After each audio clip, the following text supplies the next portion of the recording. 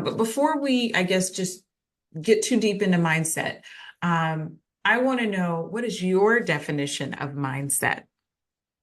Well, I was thinking about this, and I think probably I'm going to steal from Carol Dweck, who essentially came up with the whole concept of mindset. And Mm-hmm. I found this quote, which I think sums it up probably a lot better than I can. And what she says is, in a growth mindset, people believe that their most basic abilities can be developed through dedication and hard work. Brains and talent are just the starting point. This view creates a love of learning and a resilience that is essential for great accomplishment. Now, I think Carol Dweck can say it a lot better than I can, but I think there are a couple of things I just want to pick up. I mean, clearly, I think if you're trying to achieve excellence in an area, you do need to have a base level of talent and knowledge, but that doesn't mean that that's enough. You basically have to put in the hard work. As she says, you have to be dedicated, and your abilities can be improved all the time. And also, I like this idea of resilience, that if you do accomplish a setback, she always talks about not yet. You haven't. I'm here now, but I can get to another level in the future. And I do think that is important in your career and in life. Sometimes it's just not yet, but that doesn't mean that you can't get there in the future.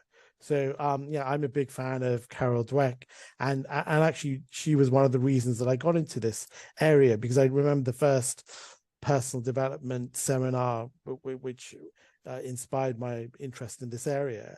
She was featured, and I'd never come across growth mindset or her work, and I just find her work very inspiring. Yeah, I agree.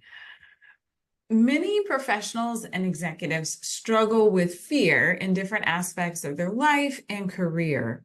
From your perspective, how can a fear of failure show up in someone's life?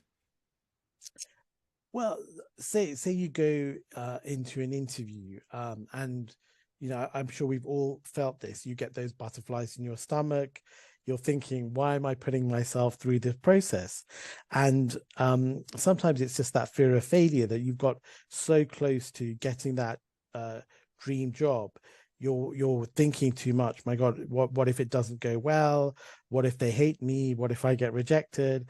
And it's that fear of failure which I think almost paralyzes us. So I think it's important to almost acknowledge it and say that that's normal.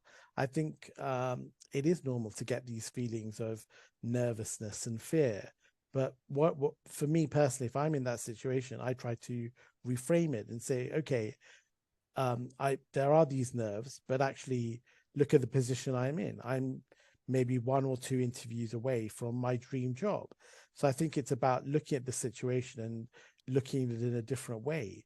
And rather than saying this is a tense, hard situation I'm going into, it's actually an opportunity for them to see you in your true colors, and actually you have the ability to present yourself in hopefully the best way possible. So I think it's about trying to change the way you perceive the situation, and it's almost as if you change your perception of the situation, you can change your reality potentially. Yeah. So I think, the whole idea of reframing and changing your perception, to your point, is really important. And that's a great way to think about, addressing fear of failure.